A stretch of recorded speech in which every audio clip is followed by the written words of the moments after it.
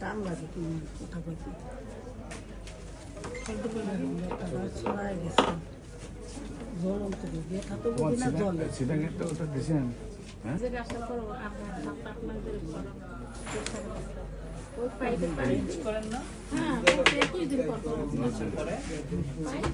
pipe দিয়ে গলা কানে এখন সবচেয়ে বেশি সমস্যা খালি তারা